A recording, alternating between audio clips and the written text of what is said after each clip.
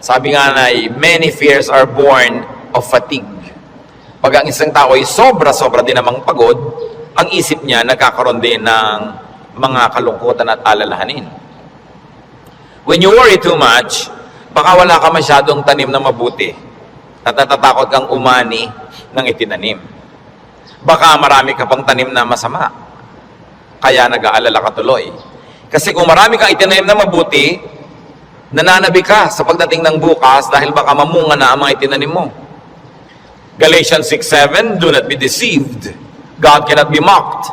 A man reaps what he sows. Hindi tayo pwedeng dapat magpadaya kung ano itinatanim daw ay inaani.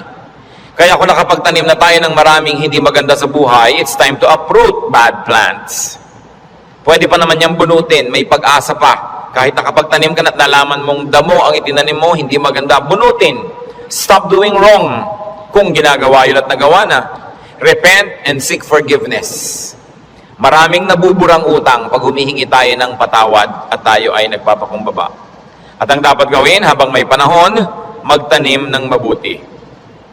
Kahit naman may edad ka na, marami pa ring oras para gumawa, magsabi ng mabuti. Ang old age nga, ang pinakamagandang panahon para ituwid ang mga liko, itama ang mga mali, at tapunan ng liwanag ang mga madidilim na bahagi ng ating nakaraan. When you worry too much, baka kulang sa pananalig. Perhaps you're lacking in faith. Sa Matthew 8:24-26, without warning, a furious storm came up on the lake so that the waves swept over the boat. But Jesus was sleeping. The disciples went and woke him, saying, Lord, save us. We're going to drown. He replied, you of little faith, why are you so afraid? Then he got up and rebuked the winds and the waves, and it was completely calm. Well, actually, rational naman at valid yung fear nila dahil malakas ang bagyo, sinasalanta ng bagyo at ng mga waves at mga alon at hangin yung kanilang sasakyang pangdagat. Hindi naman imposibleng matakot ka nun at hindi naman yun unreasonable. Pero nakita natin yung statement ng Panginoong Hesus dito. He equated fear with lack of faith. Kaya pag marami tayong mga takot at kinakatakutan, ang dapat nating siyasatin yung ating pananalig. We should check our faith. The more faith we have, the less fears. The more fears, it means the less faith. Sabi nga, faith is the assurance of things hoped for, the evidence of things not seen. And if you're assured and you have evidence of God's goodness through faith, you will be much, much less prone to worry. Kaya si Pedro, nung pinalakad ng Panginoon sa tubig, nung siya'y nag-alala, natakot, siya'y lumubog. Matthew 14:29-31, come, he said. Then Peter got out of the boat, walked on the water, and came toward Jesus. But when he saw the wind, he was afraid, and beginning to sink, cried out, Lord, save me. Immediately Jesus reached out his hand and caught him. You of little faith, why did you doubt? In both cases, yung lulubog na bangka at lulubog na Pedro, pareho silang sumigaw, Lord, iligtas niyo po ako o iligtas niyo kami, at sila naman ay sinagip ng Panginoon at muling napanatag. So nakikita natin, pwedeng mangyari na mag-alala tayo, pwede tayong malimang na manghina ang pananalig, pero pag nararamdaman na natin yun na tayo ay tinatalo na ng takot, magpaligtas kay Jesus, manalangin, tumawag, dahil yung example nakita natin, ang tumatawag sa Panginoon, sinasagip niya. Kaya kung minsan nakakalimot tayong manalig, nakikita mong ninenervyos ka na pala, takot na ang naghahari sa iyong buhay, pangamba, anxiety, even panic, remember Jesus and call upon Him. Siyempre, nakakapanik yung lumulubog ka sa tubig. Tulad ng panic ng maraming taong iba't ibang korte at hugis at kulay, but the Lord is still Savior of all our worries and Savior from all our concerns. When you worry too much and you think that your faith is a problem, then ask for more faith. Humingi. Kuminsan ang ating mga panalangin parang grocery list, shopping list. Hingi nito, hingi nun. Maganda idagdag dyan yung bagay na hindi material. Humingi ka ng karagdagang pananalig, tibay ng pananalig, sapagkat yung taong may tibay ng pananalig, kahit anong bagyo ang dumating, kahit anong warning at signal ang marinig, hindi siya nababagabag. Mag-alala man, konti lang. Hindi siya natatalo at hindi siya nasasakal ng takot. Kaya ang sabi ng mga apostles sa Luke 17:5, increase our faith. Yan ang panalangin nila sa Panginoong Jesus. Sapagkat napatunayang kulang ang pananalig nila, ang tiningin nila, dagdagan yon. It is very important for us to practice faith. Habang ito'y pinapractice mo, you put it to use, lalong tumitibay, lalong lumalalim ang ating pananalig. Kung tayo mapag-alala, baka kulang sa kaalaman sa mga pangako at salita ng Diyos. Kung alam kasi natin ang mga pangako at salita ng Diyos, halos lahat ng concern natin covered. And I dare believe every concern is covered.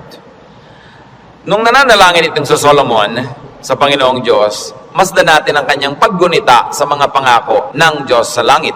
1 Kings 8:25. Now, Lord, God of Israel, keep for your servant David, my father, the promises you made to him when you said, you shall never fail to have a man to sit before me on the throne of Israel.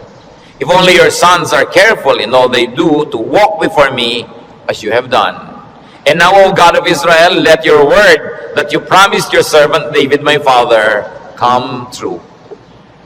Malakas ang loob nitong Solomon na humingi sa Diyos sapagkat alam niya ang pangako ng Diyos sa kanyang tatay na si David. Kaya sabi niya, yung mga ipinangako niyo po sa ama ko, tuparin niyo, O Diyos. At pagka ang Diyos ay nilalapitan natin, na ang daladala natin ay yung pangako niya mismo at salita niya, ay nakakatiyak tayo na yun ay i-honor. Because God will always honor His word. Solomon, knowledgeable of God's promises to his father, claims it. So it's important for us, bago dumating ang worry, bago dumating ang fear, to know, then to claim and apply God's provision. Hindi kung kailan ka na nag-aalala at natatakot, o ka pa maghahanap at mag-aaral, baka sa kalituhan mo, wala kang makita. Kaya mahalaga, mag-aral na agad. Sa uluhin ng mga salita ng Diyos, at i-quote sa sarili mo, i-quote sa pinoproblema mo, ang mga pangako niya. Bagamat kung hindi mo yung nagawa at may problema ka na, naghahanap ka pa rin, kapakipakinabang pa rin yun. Pero tiyak na kapakipakinabang lalo kung ginagawa natin before the need arises. Psalm 119 verse 50, sa lahat po ng mga nagdurusa, nahihirapan, memoryahin nyo itong verse na to, alalahanin, gunitain, anumang wika. My comfort in my suffering is this, your promise preserves my life. 5 very big words here. Suffering. Namnamin natin ang Psalm 19:50, sabi, my comfort is my suffering. So unang-una, suffering. Pagka atin pong inalala yan, there is suffering. We all go through suffering. Pero sabi niya, my comfort in my suffering. Bawat suffering, bawat pagdurusa, may kakambal na ginhawa. May kakambal na pampalubag loob, pampalakas ng loob. Sa inyo, my comfort in my suffering is this, your promise preserves my life. So, ang pangako ng Diyos, ang ginhawa ng mga nahihirapan, at ang salita ng Diyos ang nagpapalawig, nagpapahaba ng buhay ng tao, kaya napakahalaga na alam niya ang mga pangako ng Diyos. Kung alam natin ang mga dealings ng Panginoon sa mga taong ang buhay ay nasa Biblia, nakita natin ang mga pinayagan ng Panginoon na hirap, at kung paano sa kahalos kaduluduluhan, biglang darating ang rescue, biglang darating ang tulong, dahil mayroong dahilan ang Diyos. At ngayon, hindi lang nailigtas yung mga tao na yon, nagiging huwaran pa natin, na maging tularan natin sila, ang kanilang pananalig at ang kanilang pagkapit sa Diyos, lalo't lalo may mababigat na mga suliranin. Psalm 119, 116, sustain me according to your promise, and I will live. Do not let my hopes be dashed. So, sabing ganon, hawakan mo ako, akayin mo ako, patuloy mo akong buhayin, ayon sa iyong pangako. At siguradong ako'y patuloy na mabubuhay. Huwag mo akong hayaang mawalan ng pag-asa. Maraming magagandang pangako ang Diyos. Dapat alam natin. When you worry too much, baka kulang din sa panalangin. James 5:13, is any one of you in trouble? He should pray. Nakita niyo yung simple, mabisa, makapangyarihang solusyon pag ang tao may trouble, he should pray. Unang-una, prayer can change the situation. And even if prayer doesn't change the situation, praying will change your heart. Kaya hindi pwedeng yung prayer walang pakinabang. Maaaring gawin ito yung ginugusto natin na mabago ang sitwasyon, malutas ang problema, dumating ang solusyon, etc. etc. O kaya hindi man ganon, nabago naman ang pananaw natin, nabago ang ating pag-iisip, ganun pa rin ang bunga, tumahimik ka. Ang mahalaga naman sa tao, yung payapa siya. Yung tahimik ka kahit may problema, kahit nga hindi masolve yan, tahimik ka pa rin. Daig mo pa yung nasolve yung problema, pero magulo pa rin siya ang isip niya. Kaya ang mahalaga yung kalooban. At napaka-importante nito mga kapatid, tandaan natin, hindi ninyo kayang kontrolin ang mundo. Hindi ninyo kayang kontrolin ang global warming. Hindi nyo kayang kontrolin ang earthquakes. Hindi nyo kayang kontrolin ang mga political turmoils. Hindi nyo kayang kontrolin maging sakit. Pero kaya yon ng Diyos. Kaya pag ipinapanalangin mo at inilalapit, ang laki-laki ng nagiging inhawa mo dahil alam mong alam yun ng Diyos. At kung gusto niyang baguhin yon, sinong makakapigil sa Kanya? At kung hindi niya binabago, meron siyang magandang dahilan. Manalig ka na magandang kanyang dahilan kahit kung minsan hindi naabot ng iyong isip. Pero eto pa, kung hindi mo makontrol ang mga bagay na yan at hindi kinontrol ng Diyos para sa kagustuhan mo, meron ka pang pwedeng kontrolin, kapatid, yung kalooban mo. Pag pinili mong manalig, pinili mong sumamba, at pinili mong pumanatag sa salita ng Diyos, hindi ka tatablan ng pinoproblema mo. Kaya laging kapaki-pakinabang ang pananalangin. So you always pray and pray and pray. Yung madalanginin, malayo yan sa pag-aalala. Lalo't ang pananalangin ay punong-puno ng pasalamat. Kasi kung nananalangin ka nang nagpapasalamat, oo nga naman, naaalala mo unti-unti na ang dami ng mga maganda sa buhay na dapat ipagpasalamat, nababalanse ang iyong alalahanin at natutuwa ka pa kung lumaon. Ngayon, maraming ganito mga kapatid. Sobrang nag-aalala, matatakotin, nerbyoso, dahil kulang lang sa saya. Kulang sa libangan o sa sarap sa buhay. Napakahalaga na ang tao ay may saya, may libangan, at may sarap ng buhay. Kaya marami mga tao naghahanap ng aliw kung bakit marami naman sa atin, kahit nakakaranas tayo ng hirap, nagiging judgmental tayo sa mga nag-aaliw. Ano naman ang sama sa mag-aliw? Kung hindi mo ninanakaw ang yung aliw, wala kang pinapatay, wala kang ginagawa ng masama. Kaya pag tumatanda na ang tao, marami dyan nagkakaroon ng diversyon. Alam nyo, yung may diversyon, napakalaking blessing yan. Kasi ang daming alalahanin. Pag tumatanda ka na, nararamdaman mo na yung mga kasukasuan mo, ayaw na masyadong tumiklop o bumuka ang mga tuhod mo at mga braso. Nararamdaman mo nang mahihiluhin ka, halimbawa, lumalabo ang iyong mata, dumadami ang iyong mga sakit, at kumukonti, usually ang iyong pera. Bihira naman yung papayaman, papadami pera, no? Kadalasan ay papaubos, nawawala ng hanap buhay, nagre-retire. Tapos ang mga mahal mo sa buhay na uubos na. Ang lahat ng mga tiyo mo, magulang, ubos na, parang yung kayo na lang na magkakapatid ang next in line. No? Dati may mga matatanda kang tinitingnan, pinagmamanuhan. Ngayon, wala na, ikaw na lang lagi ang pinagmamanuhan. So inisip mo, ako na kaya next. Yung lampas ka na sa alas 12 tanghali ng buhay, yung mga nasa alas 3, alas 4:30 ka na, alam mo yun na malapit na akong humarap sa mga katotohanan. Alam niyo yung mga ganon, sobrang magbigay ng alalahanin. At hindi na iintindihan nyo ng mga tao na hindi pa nakakaranas noon. Kaya marami sa ganong edad, mga past 50, kung kailan pa nagkaroon ng ganong edad, machichismis pa, ang bata-bata naman ang boyfriend ni kumare. Kung biyuda naman siya, ano? Di ba? Kung bata ang boyfriend niya, naiinggit ka. Di ba? Ang bata-bata naman ang girlfriend ni ganon, kung biyudo naman siya o wala naman siyang asawa, ano naman ngayon? If there are 2 less lonely people in the world. Do not be judgmental sa mga tao naghahanap ng saya. Kasi kadalasan, yung saya mo na lang ang nagtatawid sa'yo sa dilim ng gabi. Yung konting saya mo na lang ang nagbibigay sa'yo ng dahilan para mabuhay pa uli, para bukas o next week. Yung konting libangan mo ang nagbibigay sa'yo ng liwanag sa otherwise, ang dami-dami mo mga alalahanin sa buhay. Hindi dapat silang ginajudge. Pag may nakikita kang dalawang taong magkasama, kaya hindi sila magkaedad, Ang tanda-tanda naman ng boyfriend niya. Baka naman kulang siya sa pag-ibig ng magulang nung araw. Mabuti nakakuha na ng husband, meron pang tatay. Kung minsan bonus, may lolo pa. Inggit ka. Di ba? Kung minsan naman, bakit kaya ang bata-bata nang nagugustuhan nito, may edad na siya? Kung puro kapwa matanda niya ang nakikita, ang pinag-uusapan laging arthritis, blood pressure, blood sugar, mga katarata, glaucoma, nakaka-depress. Kaya kung minsan masarap kasama yung bata na walang iniisip na mga alalahanin, puro happening at gimmick ang naiisip, nalilimutan mo mga problema mo. At yung problemang hindi nasosolve, malaking bagay kung nalilimutan man lang kahit sandali. Because you keep your sanity and you keep your cheerfulness. Mga kapatid, huwag kayong killjoy sa mga taong humahanap ng ligaya kasi hindi nyo naman papaligayahin eh. Halimbawa, yung nanay niyong byuda, may boyfriend. Mano, byuda naman. Bakit? Sasamahan mo ba siya pag gusto niyang manood ng TV? Sasamahan mo ba siyang manood ng sunset? Hindi rin naman. Busy ka rin sa sarili mong asawa at mga anak. Tapos pinagkakaitan mo yung nanay mo, yung tatay mo ng kaligayahan.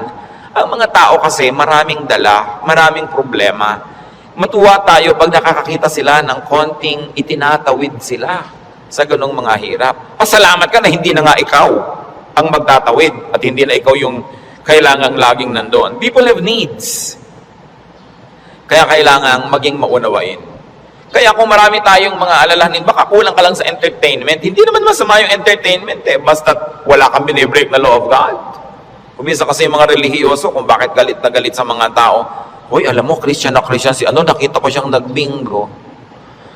Kung lumigaya ba siya, hindi naman ninakaw sa iyo yung pantaya. No? So, marami magtatanong niya sa akin and marami will feel uncomfortable but lalo yung mga may edad na nating mga nanay, mga tatay, kung ikaliligaya nila, kakausapin mo ba yan sa haba ng mga kwento? Hindi naman lagi. Basta't walang nananakawan at hindi ka naman naghahangad, gusto mo lang malibang. Kung gusto ng Panginoon, tayo ay magkaroon ng buhay na masaya.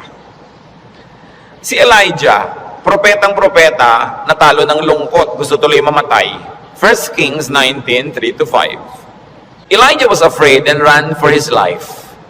When he came to Beersheba in Judah, he left his servant there, while he himself went a day's journey into the desert. He came to a broom tree, sat down under it, and prayed that he might die. I have had enough, Lord, he said. Take my life. I am no better than my ancestors. Then he lay down under the tree and fell asleep. Nakita niyo ang problema niya, natatakot siya, nagtatakbo siya, napagod, tapos iniwan pa niya yung assistant niyang lalaki, nag-isa siya maghapon, magdamag, sobrang nalungkot, na-depress tuloy, pinaghahalo-halong gutom, pagod, gusto tuloy mamatay. Pero nung ginising ng anghel, pinakain, pinainom, pinatulog uli, ginising, pinakain, pinainom, pinatulog uli. Sumaya na naman, tuloy na naman ang ministry niya. Mahalaga, nakakatawid ka sa difficult days. Ecclesiastes 2:24, a man can do nothing better than to eat and drink and find satisfaction in his work. This too I see is from the hand of God. Nakita nyo, mapaka-halaga kay Solomon i-emphasize na sabi niya, yung pagkain, pag-inom, pagsasaya, galing din yan sa Diyos. Bakit niya idinidiin? Kasi akala ng iba, ang galing lang sa Diyos, tini, krus, pasakit, kalbaryo. Kaming ganon. Kung kailangang danasin yon, danasin. Pero hindi laging ganon ang kalooban ng Panginoon. Gusto niya tayo na mag-enjoy. At sabi, to find satisfaction in all His work. Not in somebody else's work, not in somebody else's fruits, but in someone's work. In other words, kung nasan ka ko, anong ginagawa mo, doon ka umimbento ng saya. Doon ka humanap ng ikaliligaya mo. Sapagkat yun ang doable, yun ang reachable. Ecclesiastes 3:13, that everyone may eat and drink and find satisfaction in all his toil. This is the gift of God. Gusto ng Diyos, pag kumakain ka, masaya ka. Umiinom ka, na-enjoy mo yung iniinom mo. May ginagawa ka, hindi ka nagdadabog, natutuwa ka sa ginagawa mo. Ang payo pa ni Solomon, Ecclesiastes 9:8, always be clothed in white and always anoint your head with oil.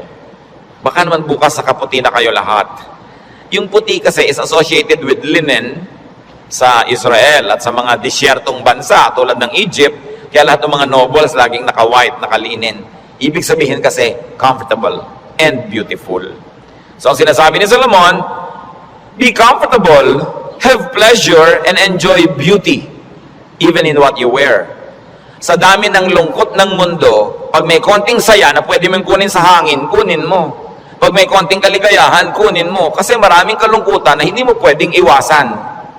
Mabuti na yung marami kang deposit sa alkansya ng saya, para pag may panahon ng pagdurusa, may madukot kang saya, pampalakas sa mga araw na malungkot ka. Kaya kung may pagkakataong sumaya, magpakasaya ka.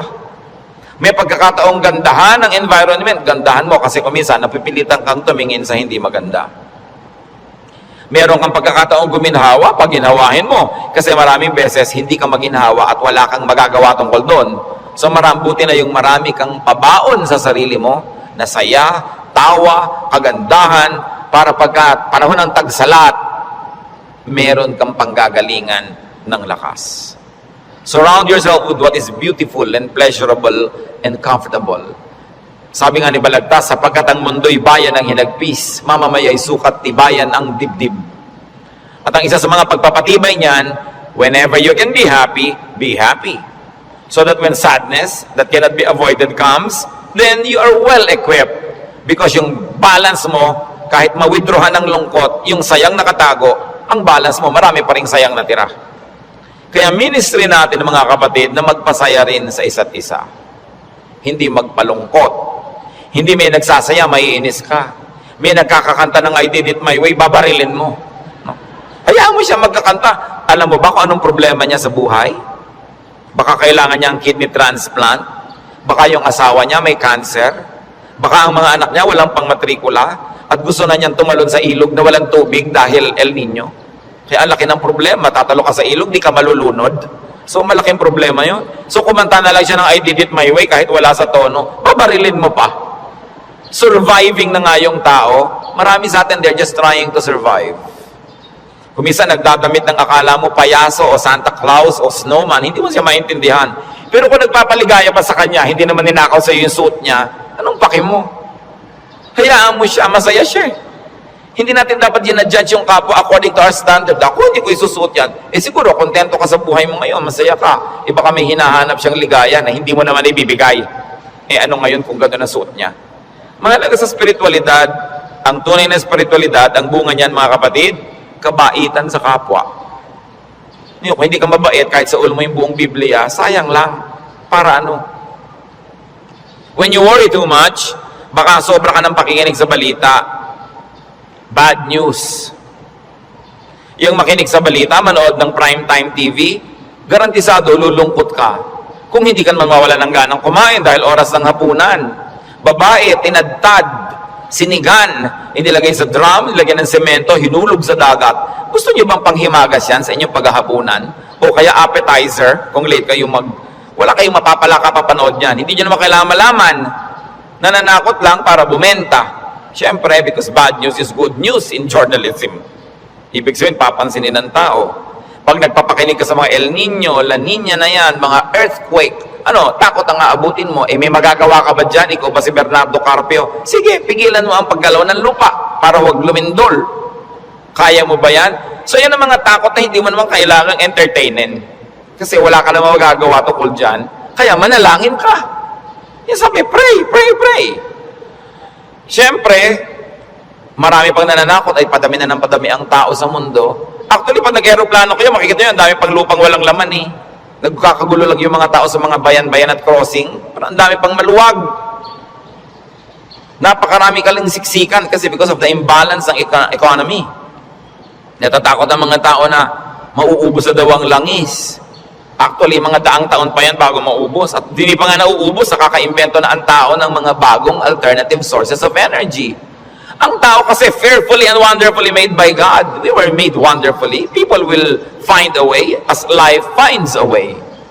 Sabi niyo ba, papangit na ang buhay? Hindi totoo yun. Tingnan nyo lang ang cellphone na hawak nyo o nasa bag nyo, malalaman nyo kung masenso ang buhay. Nung araw, mayayaman lang ang mga may telepono. Yung halos gumapang ka sa lupa, kumatok, pwede po bang makitawag, Mrs. Cruz? Diba? Dahil sila lang ang may telepono, siya naman may rollers pa. Mamaya! Ngayon, kahit balot vendor, may cellphone. Hindi pa ba yan asenso ng humanidad? Ang mga pharaoh, ang mga Roman emperors, ngayon nahuhukay mga bangkay nila, simpleng abscess lang ng bagang namatay. Appendicitis namatay. Ngayon, routine na lang yan. Diba? Routine. Ang dati nating presidente, Manuel Quezon, namatay sa tuberculosis. Ngayon, nagagamot na yan. In other words, nag-i-improve ang science, nag-i-improve ang technology, natututo tayo ng green architecture, green lifestyle. So natin parumi ng parumi ang mga ilog, buti pa ng araw na malilinis ang ilog natin. Lilinis din yan kasi magigising din tayo sa katotohanan na walang kwenta ang maruming ilog. Yung dating kerumi-ruming ilog sa Singapore, ngayon ang linis-linis na, ang dami na uling isda. Ganon din naman sa Stockholm, sa Sweden. Sa gitna ng city, ang linis ng ilog, may mga nangingisda, kinakain nila yung isda. Dati daw yung parang Pasig. In other words, ang tao kasi natututo. Matututo, mag-a-adjust tayo eh. Nagkakaroon ng maraming research sa siyensya. Hindi ba kahit nga ngayon 10, mukhang 30? Napapahaba ang kabataan para mag-enjoy pa ng maraming bagay. Yung mga kulot ngayon, gusto mo tuwid ang buhok mo, bukas tuwid. Gusto mo kulot uli next week, kulot. Maraming nagagawa ang tao. Ang pagkain, nung araw nga, bago ka makakain ng palitaw, kailan magigiling ka pa ng malagkit, mga 3 oras mong ginigiling-giling sa bato. Ngayon, punta ka sa Via Mare, mamimili ka ng lahat. Parang piyesta araw-araw. Maraming tao nung araw, pagka piyesta lang nakakakain ng lechon. O kaya ng karne. Kasi hindi naman available. Pero ngayon, pipiliin mo pa. Puro leg ba, puro likod, puro napipili. Ang trend ng buhay, pag tinan nyo mga kapatid, papaganda. Huwag kayo nawawala ng pag-asa at huwag kayo nagpapalungkot dyan. Kasi God is in control. Ngayon, pag nagpapapakinig kayo din sa mga prophet of doom, sa sobrang prophecy, lulungkot din kayo. Diba? Ang alam natin, ang ending ng lahat ng prophecy, darating ang Diyos, o babalik tayo sa Diyos, kung alin man ang mawa na doon, yung pa rin ang tunay na ending, no matter what the detail. Kaya nang ating dapat bigyan ng pansin. We romance the past too much. Laging the good old days, the good old days. Sabi ni Solomon sa Ecclesiastes 7:10, do not say, why were the old days better than these? For it is not wise to ask such questions. Huwag kayong magdrama-drama, lagi niyong hinahanap yung kahapon ng araw. Yung nung araw, nasasakay ka halimbawa sa bus, talagang yung buhok mo hinila na ng lahat ng hangin bago ka makarating sa Maynila. Yung the good old days ba yun? Na para ka magkaroon ng ice cream, gagawa ka? Good old days ba yun? Marami tayong hindi ina-appreciate sa present. Sa accomplishment ng humanidad at ng kabihasnan. Because we romance the past too much. When you romance the past, you will be sad. When you worry about the future, you will be afraid. You know what God wants you to do? Enjoy the day. Enjoy the moment. Yan ang payo ni Jesus. Sabi niya, do not worry about tomorrow. Tomorrow will worry about itself. Let the day's own trouble be sufficient for the day. Yung iba naman, kaya nagwo-worry, sobrang daming alam. Kaya ang sabi sa Ecclesiastes 7:16, do not be over-righteous, neither be over-wise. Why destroy yourself? Habang marami kang nire-research, maraming inaalam na hindi mo naman talaga kailangan sa pang-araw-araw na buhay mo, dadagdagan lang ang alalahanin mo. And sometimes, even in religious studies, ganyan yan. Marami ngayong mga TV networks nagpapakute para makakuha ng audience, mapanood. Walang ginagawa kundi siraan ng Diyos, siraan ng Biblia, guluhin ang pananalig ng mga nananalig. Tapos pag naman nanood ka ng nanood, nakinig ka ng nakinig, ang ending mo ngayon, malilito ka. Hindi ka ngayon makatulog. Anong bunga nun sa'yo? So huwag mo nalang panoorin. Tahimik ang pananalig mo. Peaceful ka. That is a gift from God. Do not permit the enemy to disturb you. Kaya sabi, why destroy yourself? Don't be overwise. Alam niyo yung pagiging wise, it's a very difficult and a very high calling. Kaya mga tinatawag ng Diyos na maging mga philosopher, maging mga prophets, maging mga mangangaral, mahirap yun. Kasi pag lumalalim, tumataas ang iyong alam, nagiging vulnerable ka to so many anxieties and fears. You become vulnerable to a lot of isolation and sadness. Kaya nga yung mga tinawag ng mga special people to be God's channels of blessing and wisdom to others and to the multitudes. That's why we privilege them with respect.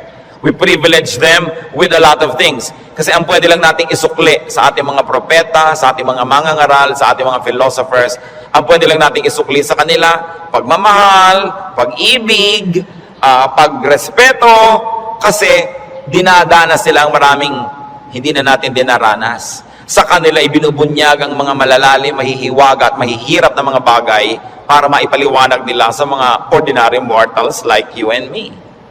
Kaya mahirap yan. Marami sa mga propeta, marami sa mga great artists, marami sa mga great achievers, great thinkers are tormented by their spirits and in their spirits. Kasi they become sensitive to many things. Kaya napakasarap ng buhay ng mga taong regular lang. Kung minsan naiinggit ka doon sa sobrang dunong, sobrang galing, kaya mo bang buhatin ang bigat ng karunungan? Mahirap yon. Yung may ipabigay sa iyo ang Diyos, sasabihin ng Diyos, ipamigay mo na yan dyan sa mga tao, hindi siya madali. Kaya kung minsan may eccentric behavior, no? Yung mga great artists na hindi nauunawa ng mga karaniwan tao. Basta tayo mga kapatid may hindi nauunawa, huwag nyo i-judge. Sikapin nyo unawain, at kung hindi nyo malang maunawaan, at least leave it alone. Huwag nyo siraan, huwag nyo pintasan, kasi hindi nyo alam. At pasalamat kayo, hindi kayo yun. Ngayon, we avoid extremes. Because extreme behavior and extreme thinking also leads to a lot of worry. Ecclesiastes 7:18, the man who fears God will avoid all extremes. Gumigitna ka lang, bumabalansi ka lang, para tahimik ang buhay mo. Ecclesiastes 12:12, be warned, my son, of making many books there is no end, and much study wearies the body. Lalo ngayon, ang daming choices. Nung araw, 3 lang ang channel sa TV. Ngayon, daan-daan ang channel. Ang dami mong choice. Kaya wala ka nang mabuong programa. Marami ka kasing choice. Nung araw, pagkahapon, basta mga aninong gumagalaw, yun lang ang mapapanood mo. Mga lumang pelikula. Wala ka nang maraming choice. Kuminsan, tahimik pa yun eh. Umorder ka sa restaurant ng tea. Nung araw, pag umorder ka ng cha, etong cha. Ano pong tea? Ang daming tea. Alam niyo, mamahigit 100 yung papapiliin sa inong waitress. Pagkatapos papapiliin ka pa kung hot o cold. Tapos papipiliin ka pa kung natural o ganito. May sugar o without. Pag may sugar, natural sugar, coco sugar. Ang dami pang sugar. Huwag na nga, tubig na lang. Ang daming choices ng pati ng soft drinks. Gumugulo tuloy. Bakit natin ito binabanggit? Mga kapatid, kung tahimik na ang inyong kalooban sa pananalig niyo sa Panginoon, huwag niyo nang guluhin ng kung ano-ano pa mga ideya. Walang mapapala. Ang kaluluwang palipat-lipat, papalit-palit. Sabi ni Solomon, tigilan niyo na yung kababasa sobra. Sabi ko noon, mapapagod ka lang, matutuyo ang iyong lakas. Sabi ko noon, hindi matatapos yan. Ang ending din naman, haharap ka sa Diyos eh. Kaya kung tahimik ka na, payapa, huwag ka nang pagulo pa. That's why prophets and philosophers and thinkers and teachers are burdened. And the only thing we can give them is to privilege them with respect. Sabi sa Ecclesiastes 5:12, the sleep of a laborer is sweet. Read laborer as simple man. No? Yung unscholarly man, sabi ko noon, mas madaling sumaya pag mababaw ka. So huwag mo nang masyadong laliman. Kasi baka walang humukay, para kang nagtago na walang naghanap, lalabas ka rin, mahirap. Pag may mga mababaw dyan, so, ang saya naman nila, mabuti pa sila. No? Yung konting, ay hangin, hangin lang, tumatawa. Kesa naman ang tali-talino mo, wala na makapagpatawa sa iyo, mas mahirap yun. No? When you worry too much, baka kulang ka lang sa food or drink or chemical balance, tulad ng pinag-usapan natin nun. Kaya, yung propeta, pinakain ng anghel sa 1 Kings 19:7-9, at guminhawa na siya nung siya kumain at nakainom. Baka sobra ka nagda-diet, kulang ka na sa vitamina, kulang ka na sa minerals, kulang ka na sa nutrients, kaya ka pala malungkot. Ang bewang mo nga, di ba? Ang liit-liit. Pero ang lungkot mo naman, nakatingin ka at nakatulala, no? Sa kawalan, di bali nang lumaki ang bewang mo. Basta masaya ka. No? Ang mahalaga yung kalooban mong masaya ka. Kasi ang buhay maiksi. Alangan namang ubusin mo pa sa lungkot yan. Kailangan i-maximize mo yung saya. Kaya si Timothy na laging sinisikmura, sabi sa kanya ni Paul sa 1 Timothy 5:23, stop drinking only water and use a little wine because of your stomach and your frequent illnesses. So kulang siya sa chemical balance. Binabalanse. The Lord Jesus' prescription against worry, Matthew 6:26-34. Sabi niya, look at the birds of the air. They do not sow or reap or store away in barns, and yet your heavenly Father feeds them. Are you not much more valuable than they? Who of you by worrying can add a single hour to his life? So, ba't ka nag-aalala? Kita mo yung mga ibon, hindi naman yan nag-agriculture, pero pinapakain, buhay din yan. Mas mahalaga ka kaysa ibon. Kaya ang unahin mo, manalangin, lumapit sa Diyos, manalig. Tapos marami ka pang ibang alalahanin, etc., etc. Kaya sa verses 26 to 34 ng Matthew 6, sabi ng Panginoong Jesus, and why do you worry about clothes? See how the lilies of the field grow. They do not labor or spin. Yet I tell you that not even Solomon in all his splendor was dressed like one of these. And if that is how God clothes the grass of the field, which is here today and tomorrow is thrown into the fire, will He not much more clothe you, O you of little faith? Sabi, ba't ka nag-aalala kung ano isusuot mo? Mga little things pa yan. Kasi yung damit dyan, symbolic of all other things. Food and drink, symbolic of all our needs. Plus, what to wear. Sabi niya, nakita mo yung mga damo, hindi naman gumagawa ng tela yan, hindi yan naggagawa ng damit, pero kahit si Solomon, sa kanyang kayamanan, hindi nakapagbihis tulad ng magagarang damo na yan. At kung yung mga damo na buhay ngayon, bukas ay tuyot na at sisigan na lang, ay dinadamitan ng Diyos ng maganda, ikaw pa kaya ang pabayaan ng Diyos?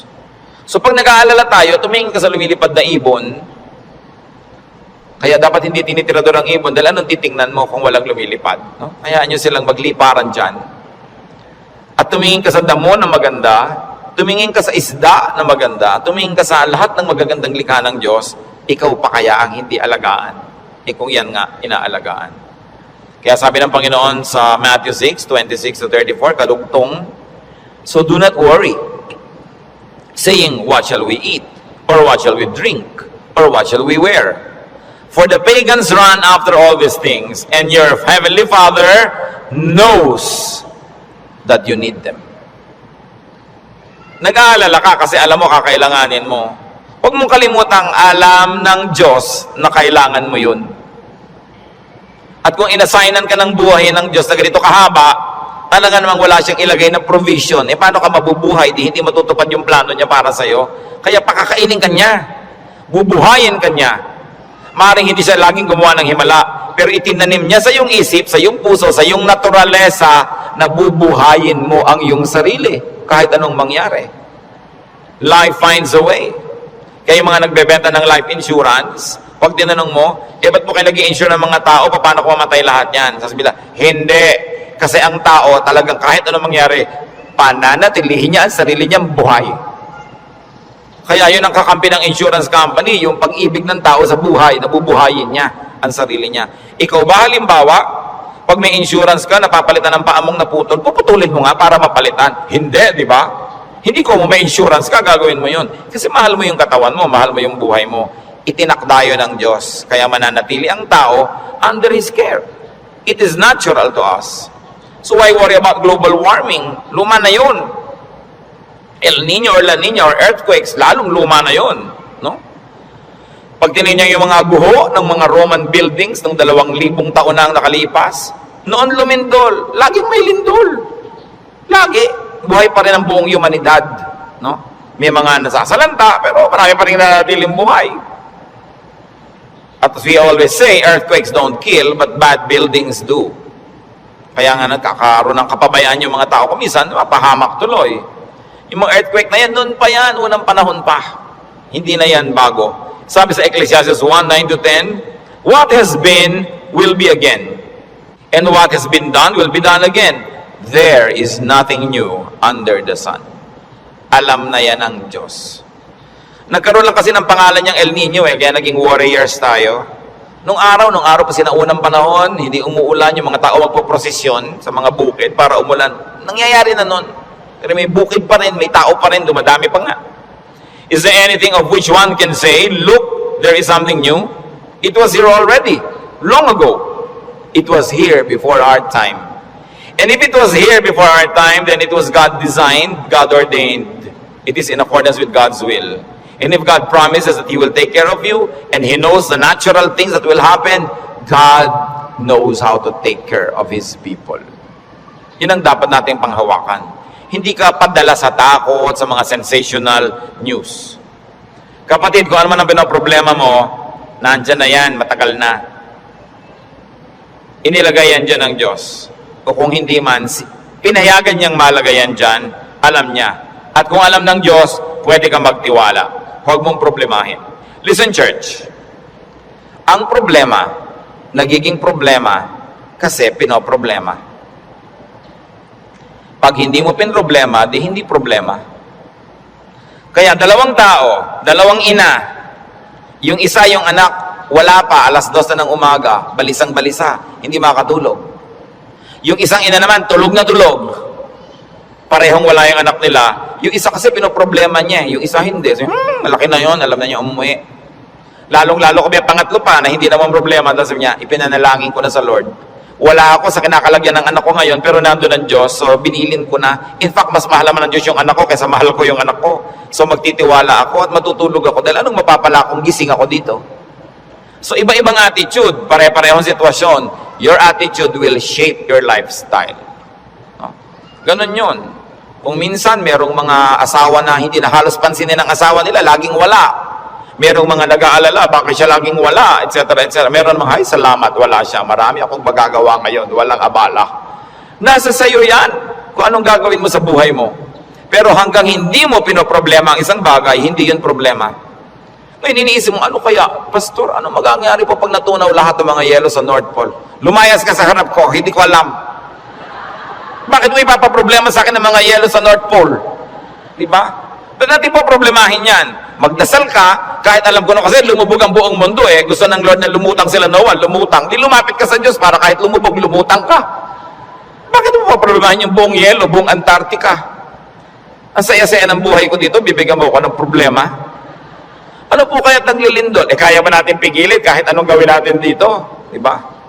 But of course, there are practical things you can do to minimize risk and danger. But you can only do so much. Kaya nga may Diyos eh. Para yung hindi mo kaya, ipasa Diyos mo. Magtiwala ka at mag-enjoy ka ng buhay. Gumawa ka ng mabuti.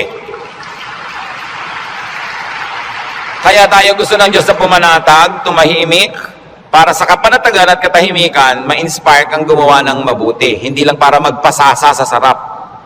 Your stability in life, your wealth, your security, your health, should not only be used for your personal enjoyment. It must become the springboard for much nobler missions in life.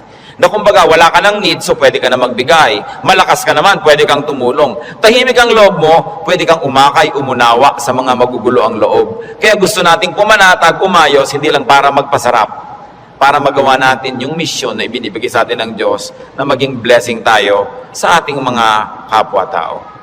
So, brothers and sisters, think about the things you worry about. It's your decision if you like to turn them into problems.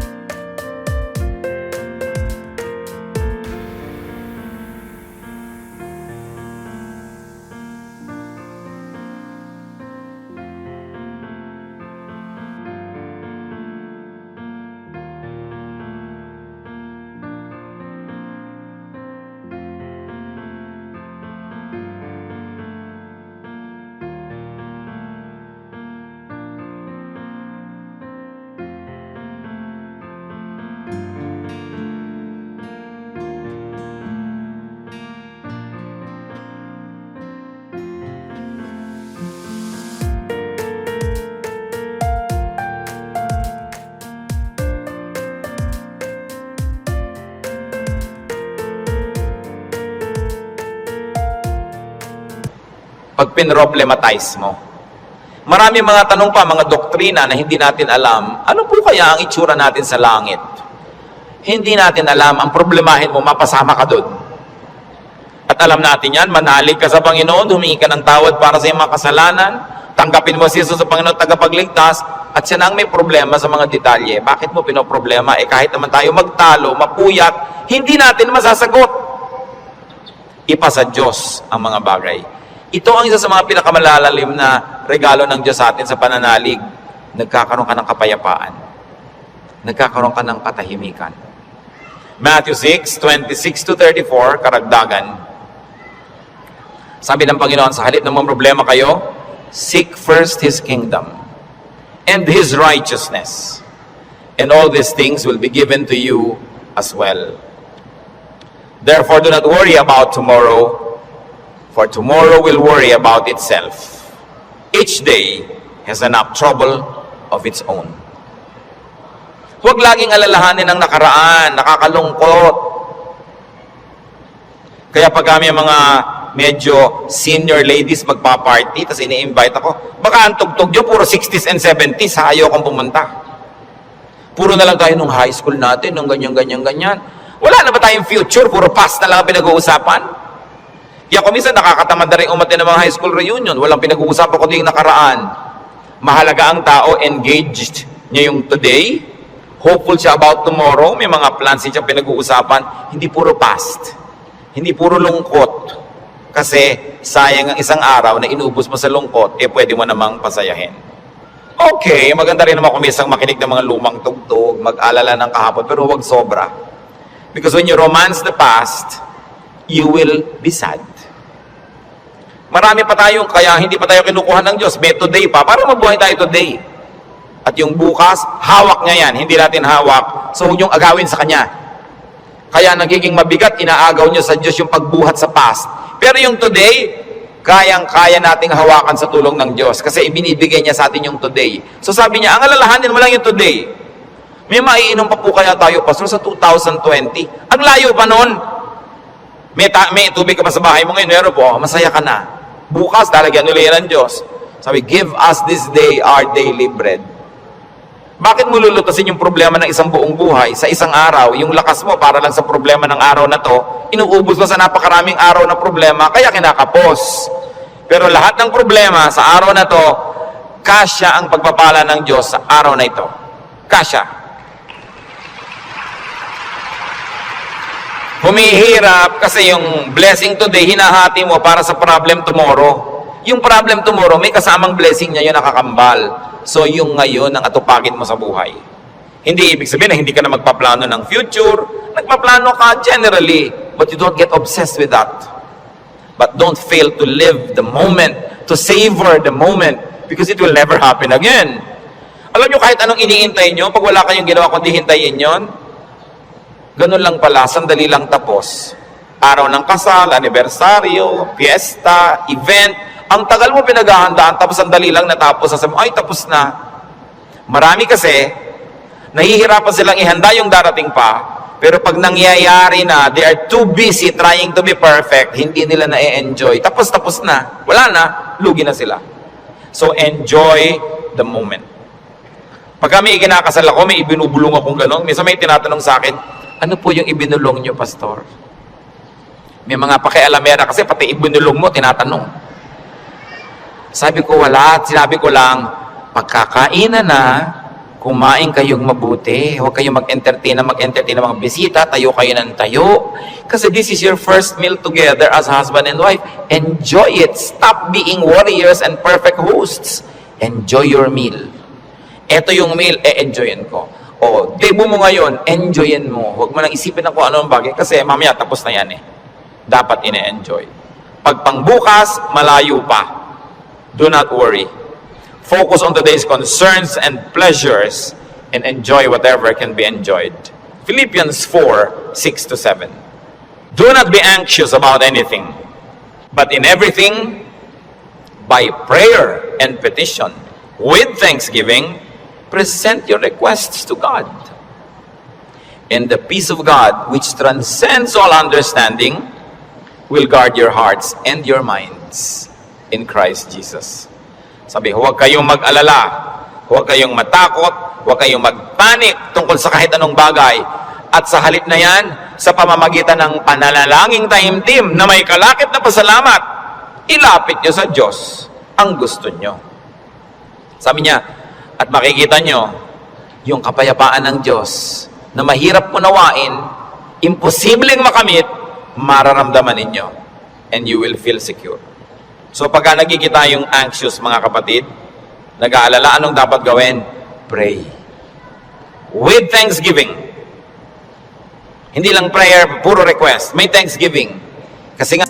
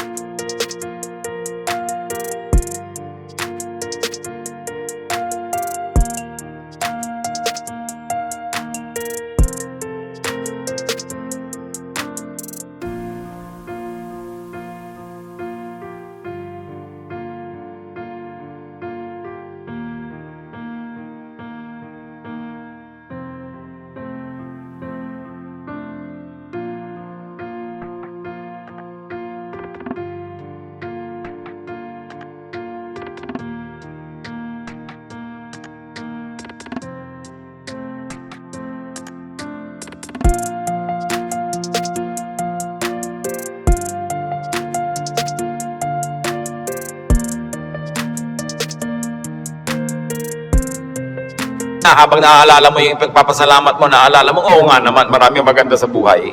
Pati ikaw, nababago. Don't be anxious about anything. So do not problematize life and its details.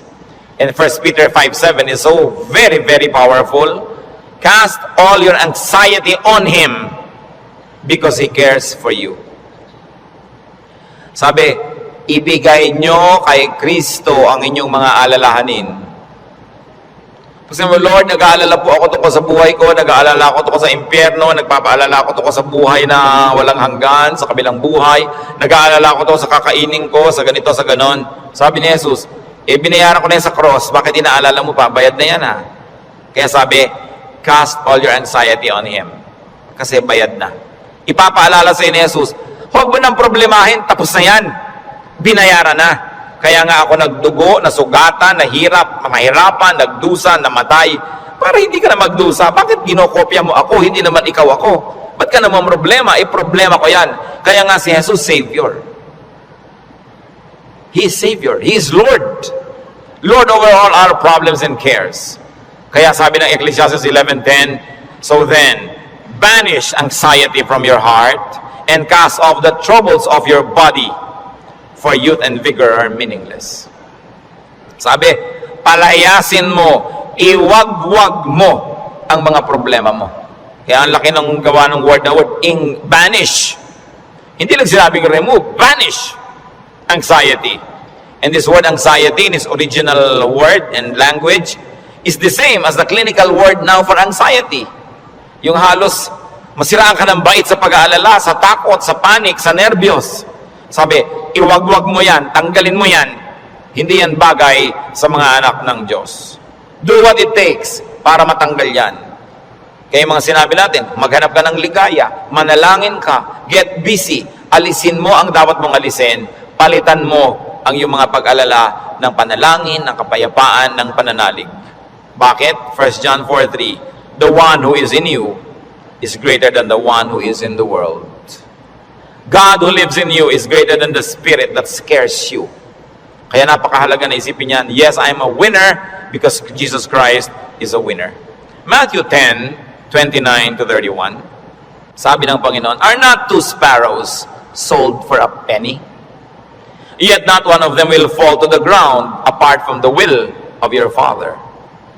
And even the very hairs of your head are all numbered. So don't be afraid. You are worth more than many sparrows. Yung maliliit na ibon sa Israel, ang mura-mura, dalawa nun, isang pera lang. Para halos economic value. Sabi ng Panginoon, hindi ba ang mumura ng mga ibon na yan, halos walang halaga? Pero wala ni isa sa mga yan ang namamatay nang hindi alam ng Diyos at hindi pinapayagan ng Diyos. Pati sila, pinapayagan muna ng Diyos na mamatay bago mamatay. Alam ng Diyos ang nangyayari sa kanila. Ikaw, sabing ganon, pati nga number ng buhok mo dyan sa anit mo, alam niya. Alam ng Diyos kung ilan nang nalaglag sa unan kagabi, sumama sa shower, ilan niya kung ilan yung tumutubo, alam niya kung ilan yung nalalagas. Ibig sabihin, ang pagkakaalam ng Diyos sa buhay natin, very updated and very detailed. Kaya sabi niya, huwag kang mag-alala. Higit kang mahalaga kaysa maliliit na ibon. kaya pinapahalagahan ng Diyos ang iyong buhay, pahalagahan mo rin at huwag kang matakot kahit kailan. Ano